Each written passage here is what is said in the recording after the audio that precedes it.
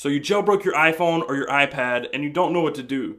Don't worry, we have you covered. I'm Taylor Martin, this is Pocketnow, and these are the first 5 things you should do immediately after jailbreaking.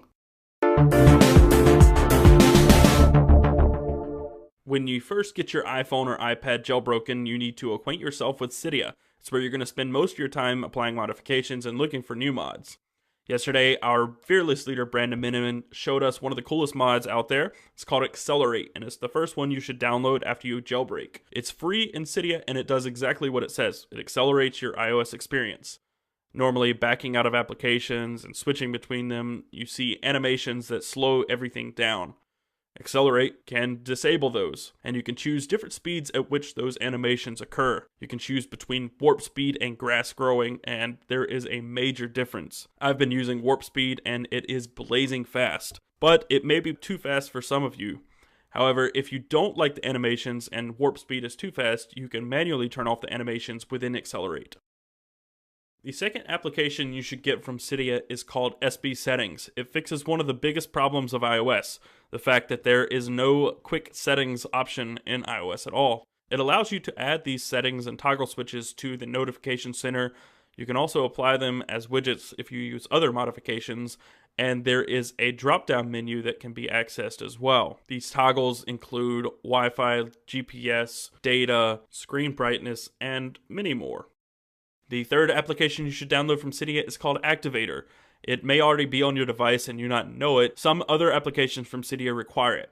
I have Activator set up to allow me to swipe up from the bottom of the display to access Siri from the lock screen.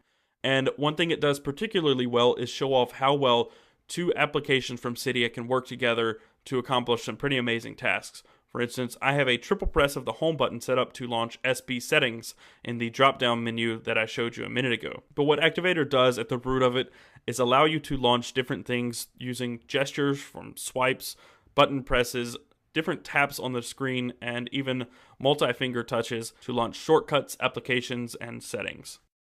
The fourth application you should get from Cydia is quite easily my favorite in all of Cydia.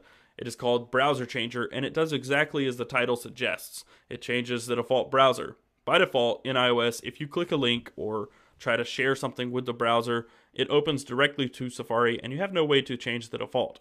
Using Browser Changer, you can choose from any of the third-party offerings in the App Store and open links directly to those without having to go to Safari first.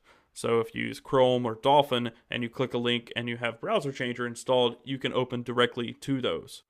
Browser Changer also allows you to change the default Maps application from the iOS 6 Maps app to Google Maps. You can't choose from any third-party Maps application, but you can open links directly to Google Maps. Lastly, you should download Winterboard. From within Cydia, you can download hundreds and hundreds of themes, icon packages, and various other things to change the interface. From within Cydia, find some themes you like, open them in Winterboard, check them, and hit Respring. 3 clicks of the heels, and you will have a totally new interface that you can toy around with and make look quite snazzy. However, with these themes, there are some quirks, and they don't always look as intended.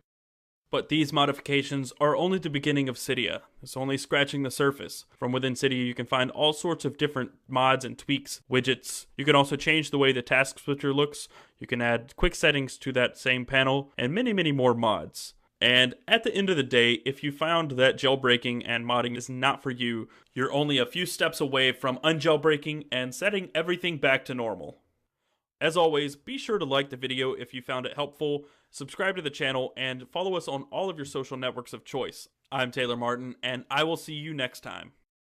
Smartphones, tablets, wireless technology. If that's the kind of stuff that gets your flag waving, Pocketnow has you covered. We've filmed over 2,500 videos, from in-depth reviews of the newest devices, to special features like After the Buzz, to news and entertainment like the Pocketnow Daily Broadcast and the Pocketnow Weekly Podcast. And we're adding more every day.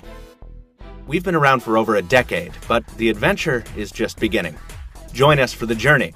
Subscribe to Pocketnow.